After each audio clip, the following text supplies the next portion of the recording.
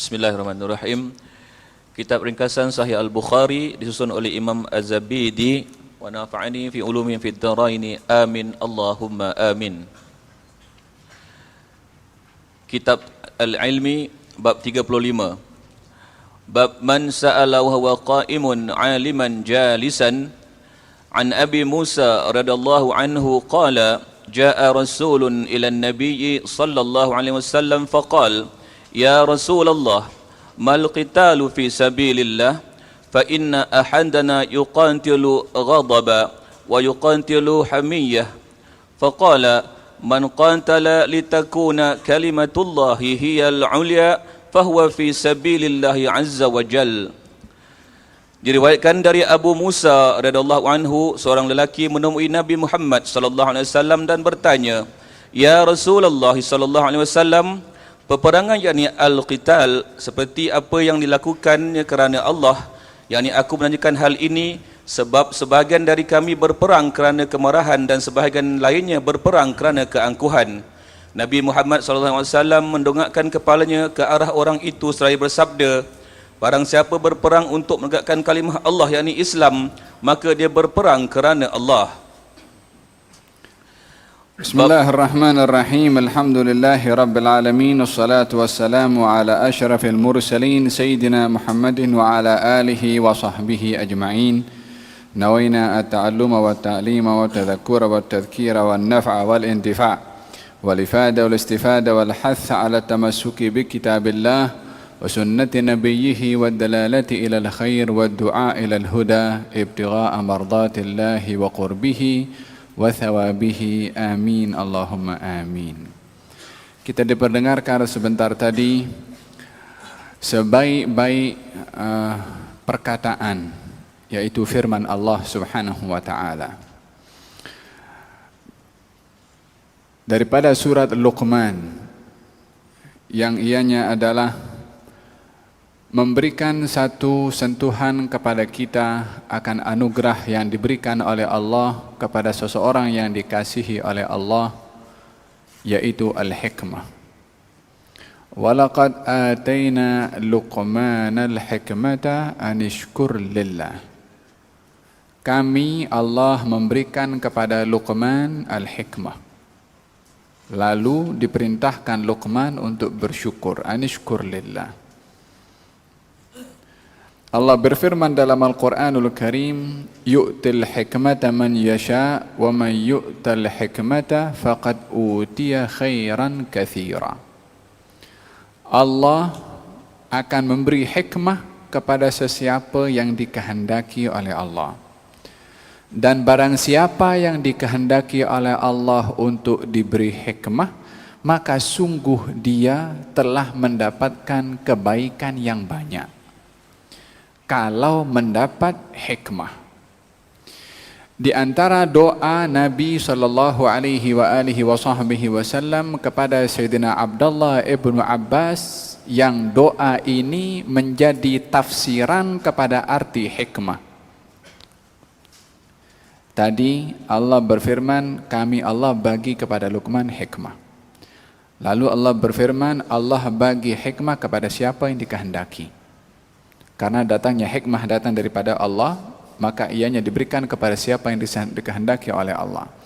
Yang ketiga, Allah bagi tahu siapa yang diberi hikmah oleh Allah, maka dia adalah orang yang mendapat kebaikan yang banyak. Apa itu hikmah? Hikmah terkait dengan kita punya majlis juga. Di antara doa yang dipohonkan oleh baginda Rasulullah untuk Sayyidina Abdullah ibn Abbas, Allahumma allimhu al-hikmata. Ya Allah, ajarkan kepada Ibn Abbas al-hikmah. Apakah hikmah yang dimaksudkan oleh Nabi SAW? Yang dimaksudkan adalah al-fahmu, pemahaman kepada ilmu. Pemahaman kepada ilmu. Sesuai dengan apa yang dalam riwayat yang lain Nabi beritahukan untuk Abdullah ibn Abbas, Allahumma faqihhu fid din wa 'allimhu at-ta'wil. Ya Allah, fahamkan kepada Ibnu Abbas dalam hal ehwal agama. Fahamkan, ajarkan kepada Ibnu Abbas at-ta'wil, pemahaman kepada Al-Quran Al-Karim. Al-hikmah salah satu maknanya adalah al-ilmu. Al-hikmah salah satu maknanya adalah al-fahmu. Al-hikmah salah satu maknanya adalah as-sunnah, yakni hadis Nabi Muhammad sallallahu alaihi wasallam. Maka dengan apa yang kita dengar daripada bacaan Al-Quran yang bercerita tentang pemberian yang paling berharga diberikan oleh Allah kepada seseorang, yaitu al-hikmah, yang artinya adalah sunnah, yang artinya adalah ilmu, yang artinya adalah pemahaman. Yang kita baca pada malam hari ini adalah sunnah Nabi SAW, yaitu hadis. Moga-moga Allah Subhanahu Wa Taala anugerahkan kepada kita ilmu kepada hadis ini dan faham kepada hadis ini, sehingga disempurnakan juga oleh Allah dengan amalan insya-Allah. Amin, Allahumma amin. Lebih-lebih lagi, subhanallah, tajuknya pun juga bercerita tentang tajuk ilmu. Ayatnya tentang ilmu, hadisnya tentang ilmu, babnya pun berkenaan dengan masalah ilmu. Man sa'ala wa huwa qa'im aliman jalisan. Bab tentang seseorang bertanya, si penanya itu berdiri, sementara yang ditanya duduk. Yang bertanya berdiri, yang ditanya duduk. Dalam hadis yang diriwayatkan oleh Sayyidina Abu Musa Al-Asy'ari radhiyallahu anhu qala, datang seseorang kepada baginda Rasulullah sallallahu alaihi wasallam lalu bertanya kepada Rasulullah tentang berperang yang bagaimana yang dikatakan peperangan itu fi sabilillah. Si penanya waktu itu bertanyanya berdiri, sementara Nabi berada dalam keadaan duduk. Sebelum dibahas tentang masalah apa jawaban Rasulullah, ingin berbicara tentang masalah tajuk yang diletakkan oleh Imam Al-Bukhari tentang bertanya dalam keadaan berdiri. Kita tahu bahwasanya pertanyaan itu adalah merupakan miftahul ilmi as-su'al. Kunci kepada ilmu itu adalah bertanya. Kata Sayyidina Abdullah Ibnu Abbas ketika ditanya, wahai Ibnu Abbas, bagaimana kamu menjadi orang yang mempunyai ilmu yang banyak? Yakni sehingga digelari dengan habrul ummah. Habrul ummah yakni gelaran yang diberikan kepada seseorang kalau mempunyai ilmu yang banyak, maka digelari habr. Habr yakni orang yang punya ilmu yang banyak. Kata Sayyidina Abdullah bin Abbas mengatakan, saya mendapatkan ilmu banyak ini dengan dua. Apa yang pertama? Lisan sa'ul. Lisan yang banyak bertanya. Wa qalban aqul. Dan hati yang mau paham. Lisan sa'ul wa qalban aqul. Lisan yang suka bertanya dan hati yang mahu memahami. Dua anggota yang disebutkan oleh Abdullah ibn Abbas wasilah untuk kita banyak mendapatkan ilmu. Yang pertama bertanya, yang kedua adalah hati ini paham. Maksud hati paham adalah paham makna, maksud dan menghafal serta mengamalkan. Lisan sa'ul, lisan yang banyak bertanya bukan bermakna dalam satu majlis banyak bertanya, tidak juga. Karena dalam hadis Nabi SAW, Nabi bersabda, da' qila wa qal wa kathratas su'al wa idha'atal mal. Da' qila wa qal. Tinggalkan perkara-perkara yang datang tapi sumbernya katanya. Da' qila wa qal. Tinggalkan apa saja berita yang kita dengar, sumber berita itu katanya. Apa makna berita itu katanya? Tak tahu siapa yang bercakap. Lebih-lebih zaman kita sekarang lagi banyak berita yang berita itu masuk dalam kategori yang Nabi suruh untuk kita tinggalkan. Karena sumbernya adalah katanya. WhatsApp umpamanya. Tak tahu siapa yang bercakap. Hantar saja macam tu, post.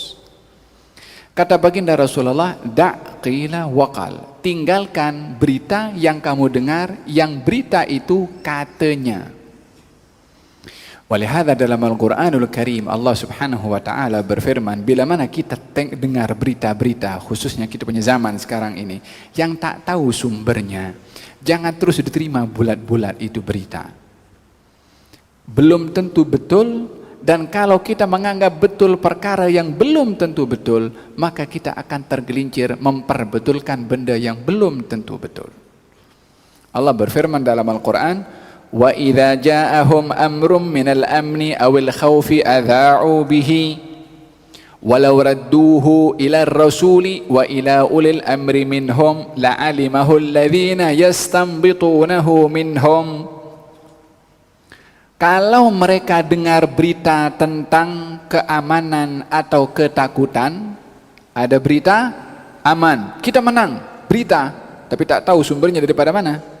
Atau dengar berita kita kalah atau musuh akan datang menyerang kepada kita, yang kita tak tahu juga berita itu sumbernya daripada mana.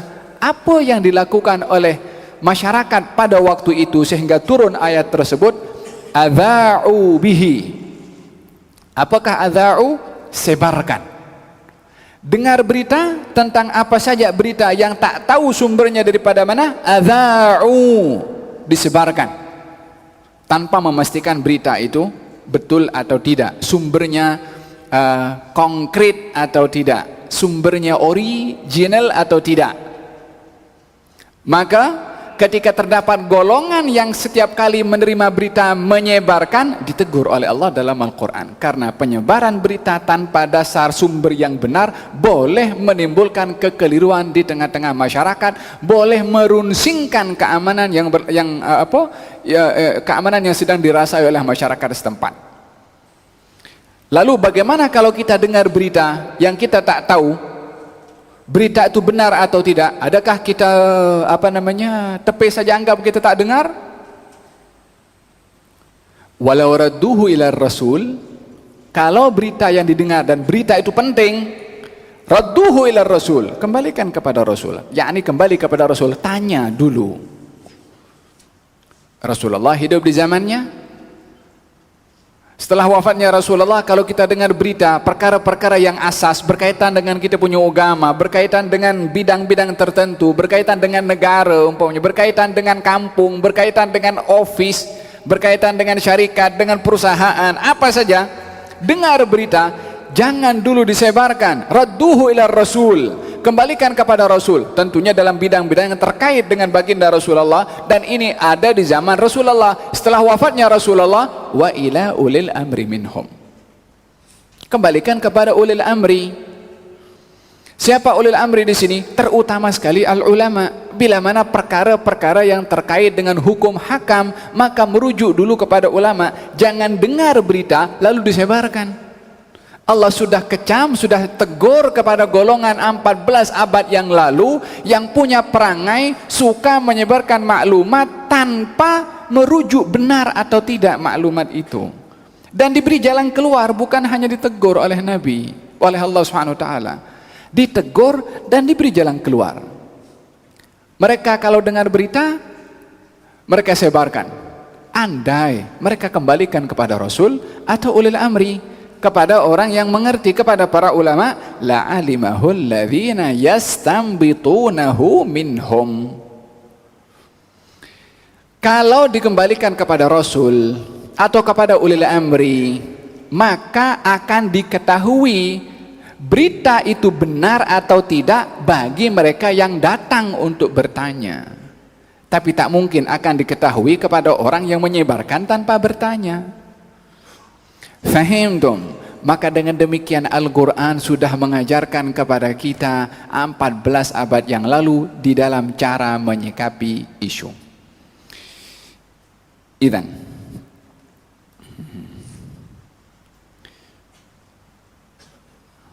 da'qila waqal wa kathratas su'al, tinggalkan apa yang berita yang namanya, yang sumbernya katanya tak jelas. Yang kedua, suruh tinggalkan kathratas su'al, banyak soal. wa idha'atal mal, membazirkan harta. Daqila wa qal wa kathratus su'al wa idha'atal mal. Di antara larangannya adalah banyak menyoal. La tas'alu an asya'in tubdalakum tasukum. Jangan kamu banyak bertanya yang kalau kamu bertanya jawabannya akan memberatkan kepada kamu. Allah Subhanahu wa taala pernah menegur kepada golongan Bani Israel yang bertanya kepada Nabi Musa tentang lembu yang patut untuk disembelih, pelbagai macam soalan. Yakni banyak soal. Lalu bagaimana dengan kata Abdullah bin Abbas, aku dapat ilmu banyak karena banyak menyoal. Maksudnya banyak menyoal bukan dalam satu majlis banyak menyoal, tapi kerap menjadikan soalan kepada sahabat fulan, sahabat fulan, sahabat fulan dalam masa-masa yang dilalui oleh Sayyidina Abdullah bin Abbas, sehingga dengan soalan itu membuka jawaban, dan jawaban itu adalah merupakan ilmu. Fahim tom? Bukan salah untuk menyoal, tetapi yang salah itu bila mana soalannya terlalu macam soalan Bani Israel. Suruh sebelah lembu, tanya lembu yang macam mana, warnanya apa. Akhirnya wa ma kadu yaf'alun, kata Allah dalam Al-Quran, hampir saja mereka tak mampu nak buat. Walihada baginda Rasulullah ketika menyampaikan hadis mengatakan Allah Subhanahu wa taala mewajibkan kepada kamu untuk melakukan amal ibadah haji. Nabi diam. Kemudian satu sahabat bertanya, afi kulli am, wahai Rasulullah, haji ini setiap tahun ke? Nabi diam. Tanya balik, ya Rasulullah, afi kulli am, setiap tahun ke? Nabi diam. Tanya balik 3 kali, baru ditegur oleh Nabi SAW. Kalau aku jawab iya, nanti diwajibkan oleh Allah, kamu tak mampu nak buat. Kalau Nabi diam, keep silent, jangan tanya terus. Bukan Nabi tak dengar, kalau perlu dijawab langsung oleh Nabi akan dijawab. Tapi diamnya Nabi memberikan satu jawaban, jangan banyak menyoal kepada perkara yang kalau dijawab dia tak mampu nak buat. Macam mana Bani Israel yang banyak menyoal, yang Allah berfirman hampir saja mereka tak mampu nak buat. Faham tom? Perlu bertanya. Miftahul ilmi as-su'al. Kunci kepada ilmu itu adalah menyoal. Di dalam Al-Quranul Karim Allah Subhanahu wa taala pelbagai macam dalam ayat yang menyebutkan tentang masalah soalan dan jawaban. Bahkan bentuk soalan yang disoal oleh kaum muslimin kepada Rasulullah, ayat soalannya itu Allah record dalam Quran. Yang disebutkan, yang diceritakan oleh Allah bukan jawabannya saja, tapi soalannya Allah sebutkan. Supaya apa? Supaya nak bagi tahu sebab mereka menyoal, diberi jawaban, kamu dapat ilmu. Sebab apa? Soalannya. Supaya mengambil berat, mengambil penting tentang soal, karena soal itu adalah kunci kepada ilmu. Allah berfirman, yas'alunaka madza uhilla lahum. Allah berfirman, mereka bertanya kepadamu wahai Rasulullah Muhammad, apa yang dihalalkan kepada mereka. Soalan itu tanya kepada Rasulullah, ya Rasulullah, apa yang dihalalkan kepada kami? Nabi ingin menjawab, jawabannya daripada Allah Subhanahu wa taala, tapi jawaban Allah Subhanahu wa taala tidak langsung direct. Qul uhilla lakumut thayyibat. Katakan wahai Rasulullah Muhammad, jawab kepada mereka, dihalalkan kepada kamu makanan yang halal dan baik. Allah tidak langsung beri jawaban, tapi Allah record soalannya. Yas'alunaka madza uhilla lahum qul uhilla lakumut thayyibat. Soalan direkod supaya kita paham bahwasanya apa guna Allah nak letak soal sebelum jawaban. Kenapa tak letak terus jawabannya langsung? Supaya kita paham pentingnya menyoal. Faham tom? Ini kita berbicara tentang masalah pentingnya soal. Kata pepatah Melayu, malu bertanya, sesat di jalan. Kalau nak tanya jalan signboard, nak sampai ke persin 8. Kalau tak tanya, tak tahu sampai persin 10. Tapi kalau salah atau tidak menyoal dalam ilmu, maka boleh menjadi sesat di dalam tindakan. Tayyib. Ini berkenaan dengan masalah pentingnya menyoal. Terkadang baginda Rasulullah sallallahu alaihi wasallam bila mana duduk dengan para sahabat, Nabi tanya, "Atadruna manil muflis?" Kamu tahu ke apa itu, siapa orang yang bankrupt? Nabi tanya kan? Nabi tanya. Kenapa Nabi tanya? Supaya mereka belajar berani untuk bertanya juga. Terkadang ilmu dibuka melalui soalan. Ini kalau teknik mengajar, kalau kita ambil daripada bagaimana Rasulullah itu mengajar, akan didapati pelbagai macam teknik di dalam mengajarnya Nabi SAW. Terkadang terus bercakap, terkadang menyoal, terkadang Nabi diam, terkadang Nabi bangkit. Itu semua sudah teknik di dalam bahagian mengajar. InsyaAllah kita sampai kepada bab mengajar, nanti kita tengok dari bagaimana teknik baginda Rasulullah di dalam mengajar. Seseorang ini bertanya kepada baginda Rasulullah dalam keadaan berdiri, sementara Nabi berada dalam keadaan duduk. Apa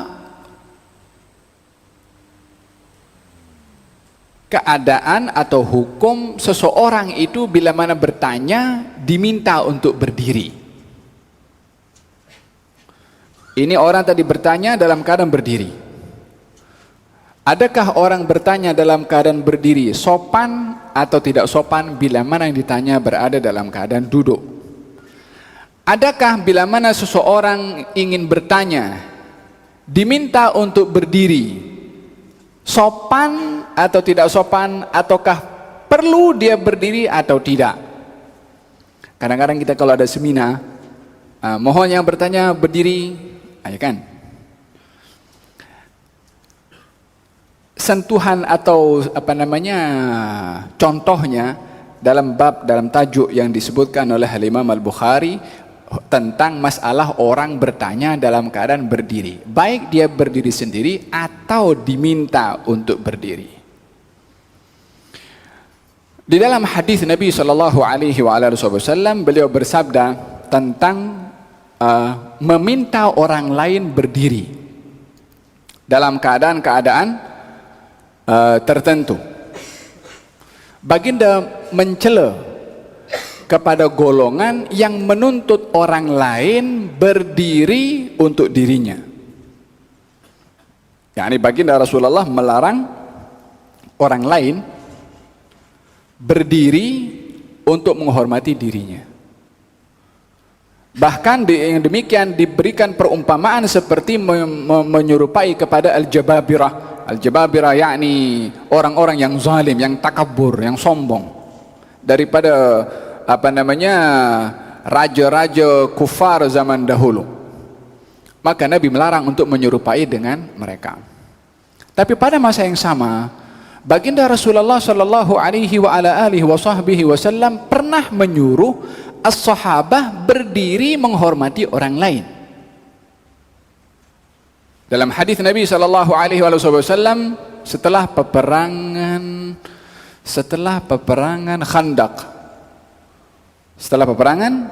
Khandaq, Nabi keluar daripada Khandaq setelah kaum musyrikin balik karena dihantarkan angin oleh Allah, ribut, mereka balik. Maka baginda Rasulullah kembali ke kota Madinah, akan tetapi baginda Rasulullah diperintahkan oleh Jibril untuk mengepung perkampungan Yahudi Bani Quraidah, disebabkan Yahudi Bani Quraidah berkhianah kepada Rasulullah pada peperangan Khandaq itu. Maka baginda Rasulullah diperintahkan oleh Jibril supaya menuju ke perkampungan Bani Quraidah. Maka Nabi bawa semua sahabat menuju ke perkampungan Bani Quraidah dan dikepung berhari-hari. Sementara kaum Yahudi Bani Quraidah bersembunyi di sebalik benteng mereka. Maka Yahudi Bani Quraidah setelah sekian lama dikepung oleh baginda Rasulullah, maka mereka menyetujui untuk menyerahkan nasib mereka kepada salah seorang sahabat Nabi bernama Sa'ad ibn Mu'adz. Sa'ad ibn Mu'adz, salah seorang sahabat Nabi daripada golongan Ansar. Kata Yahudi Bani Quraidah, aku setuju untuk berunding dengan engkau, dan keputusan apa saja yang diputuskan tapi melalui Sa'ad ibn Mu'ad. Yang membuat keputusan Sa'ad ibn Mu'ad, aku akan setuju. Maka baginda Rasulullah mengatakan, panggil Sa'ad ibn Mu'ad. Sa'ad ibn Mu'ad waktu itu berada di Madinah, berada dalam keadaan luka. Disebabkan ada anak panah yang mengalir kepada tubuh badannya, sehingga dirawat di Madinah. Baginda Rasulullah SAW menyuruh kepada para sahabat untuk membawa Sa'ad ke perkampungan Yahudi Bani Quraidah. Dan Sa'ad ketika kena panah itu, beliau berdoa kepada Allah, ya Allah, jika engkau masih akan adakan peperangan lagi antara umat Islam dengan Quraisy, engkau jangan matikan aku sehingga aku dapat menyaksikan peperangan itu. Wahai Allah, jangan engkau matikan aku juga sebelum engkau tunjukkan kepada aku hukuman yang engkau akan jatuhkan kepada Yahudi Bani Quraidah yang berkhianat. Itu permintaannya.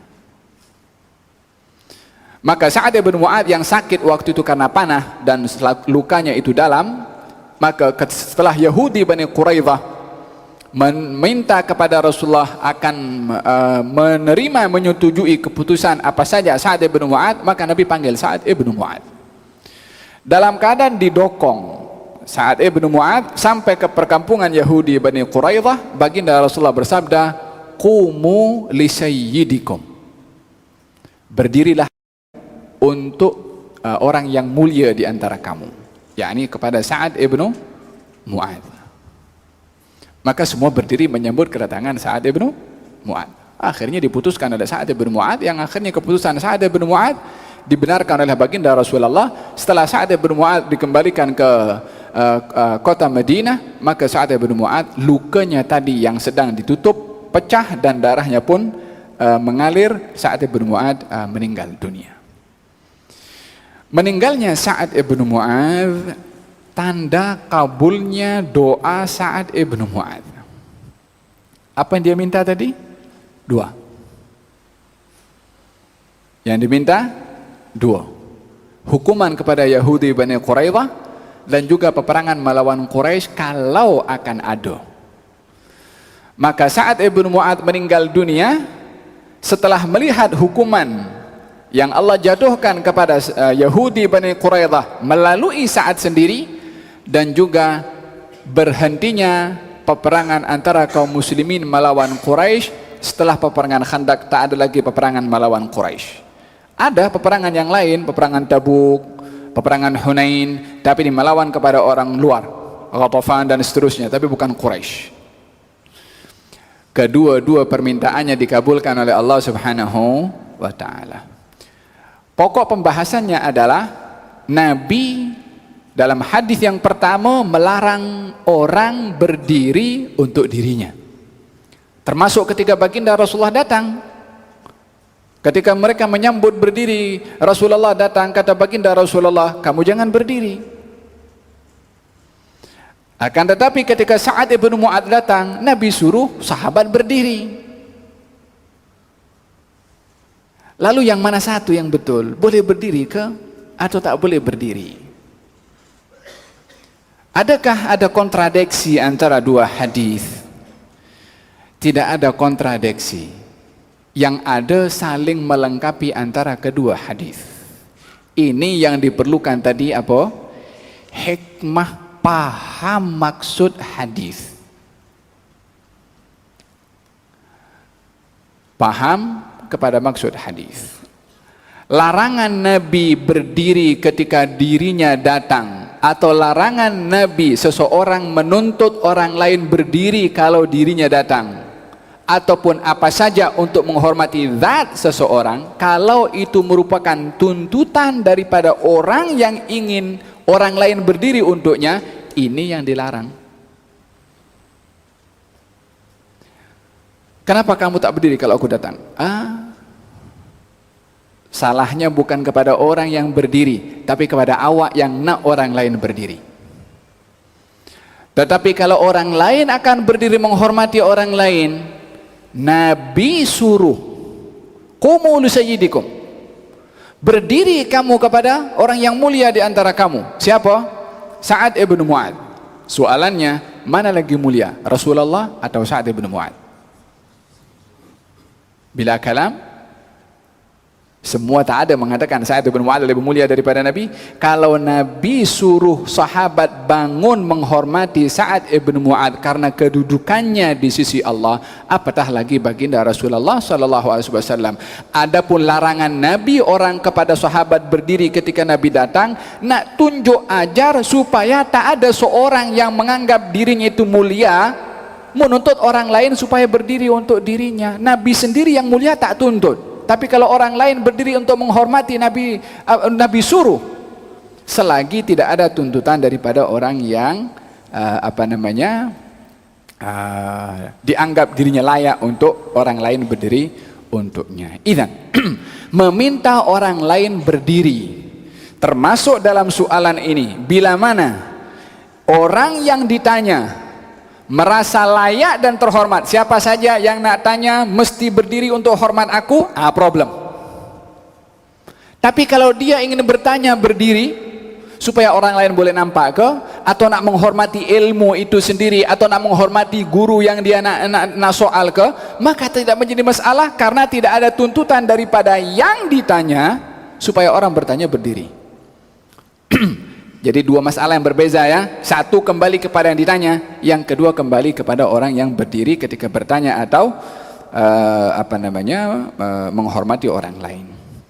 Dan dalam hal ini baginda Rasulullah sallallahu alaihi wasallam membenarkan kepada orang yang bertanya berdiri sementara Nabi dah berada dalam keadaan duduk. Lalu ditanya, ya Rasulullah, peperangan yang macam mana yang dikatakan fi sabilillah? Karena sesungguhnya ada di antara kami yang berperang karena marah, ada di antara kami yang berperang karena emosi. Maka baginda sallallahu alaihi wasallam bersabda, orang yang berperang untuk menegakkan kalimat Allah itu fisabilillah. Yang berperang untuk untuk kabilahnya, untuk apa saja selain daripada untuk menegakkan kalimat Allah subhanahu wa ta'ala, termasuk peperangan membela kepada dirinya, mesti diiringi dengan apa yang dituntut di dalam agama, baru peperangan itu adalah fisabilillah. Walihada Sayyidina Ali bin Abi Thalib radhiyallahu anhu wa arda, satu hari ketika dia berperang lalu musuh yang sedang berperang dengannya jatuh ke bawah. Ketika akan dihunuskan pedang kepada musuh itu meludahi ke muka Sayyidina Ali. Ludah kena kepada mukanya. Ludah kena kepada mukanya, ditinggalkan oleh Sayyidina Ali. Dia pergi. Kalau orang lain tengah macam tu kemudian diludahi, nak pukul sekali jadi 10 kali.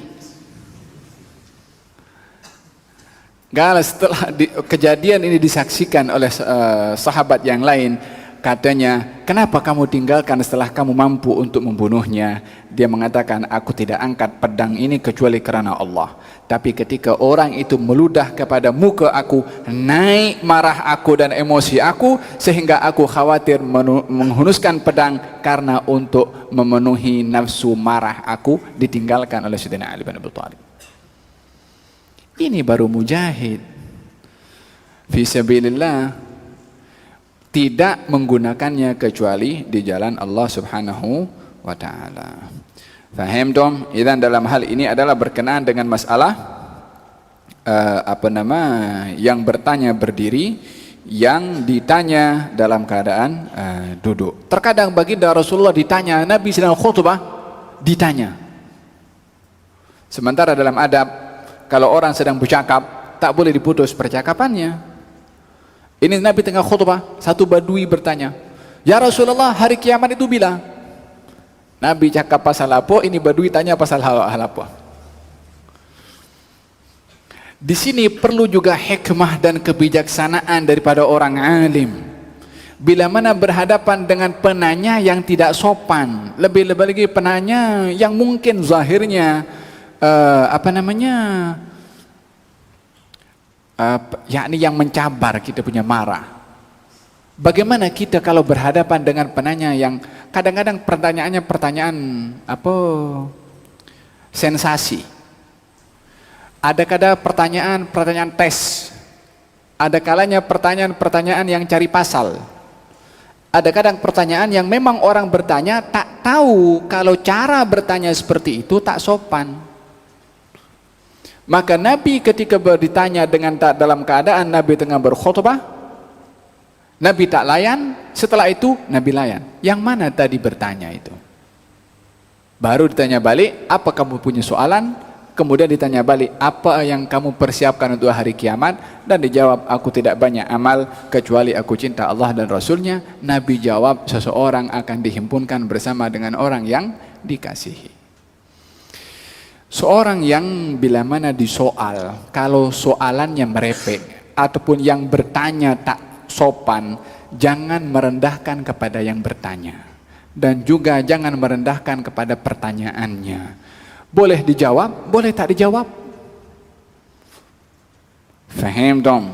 Walihada pelbagai macam keadaan soalan yang terjadi antara sahabat dengan baginda Rasulullah sallallahu alaihi wa ala alihi wasallam. Gerak.